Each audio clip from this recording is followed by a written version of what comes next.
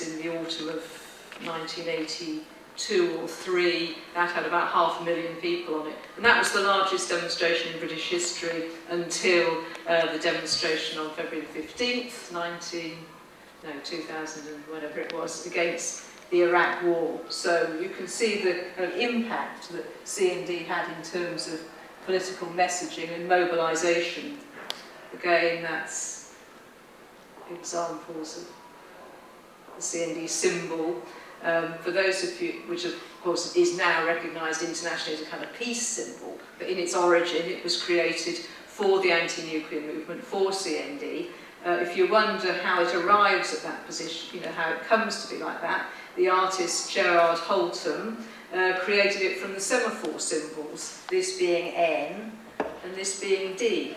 So it's a very simple thing, but extraordinarily powerful. And in terms of branding for our campaign, well, you couldn't pay for something like that, really. It's absolutely fantastic.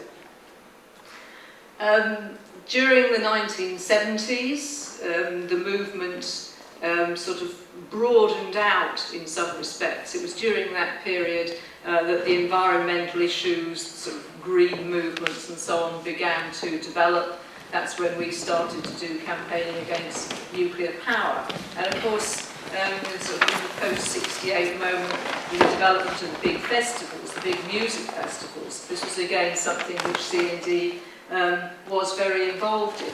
And if you, this is Glastonbury, obviously, if you see there at the top, you can see the CND symbol.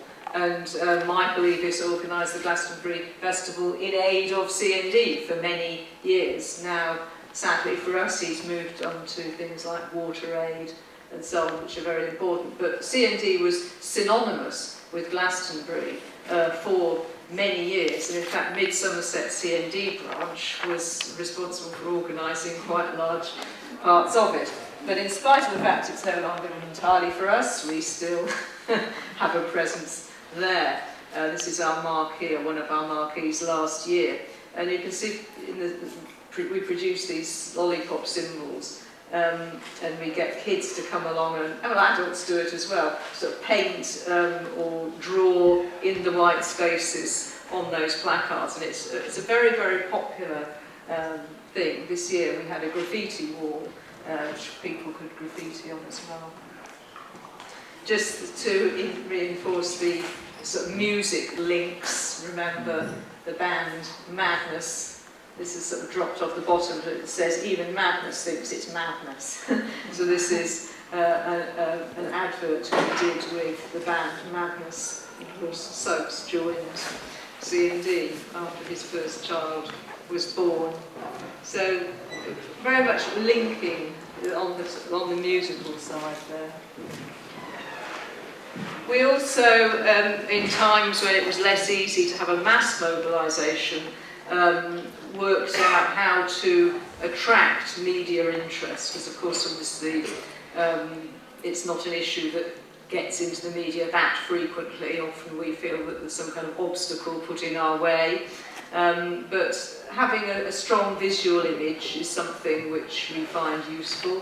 This was, well, you can see it's in Parliament Square, candles in jars to illustrate the CND symbol. That's been a very popular image.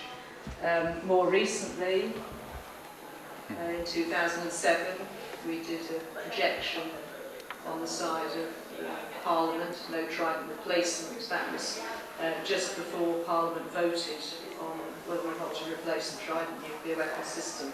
So these are examples of other diverse forms. This is an example of our kind of parliamentary work, which we have a strand of as well. That was the day that Parliament issued its white paper saying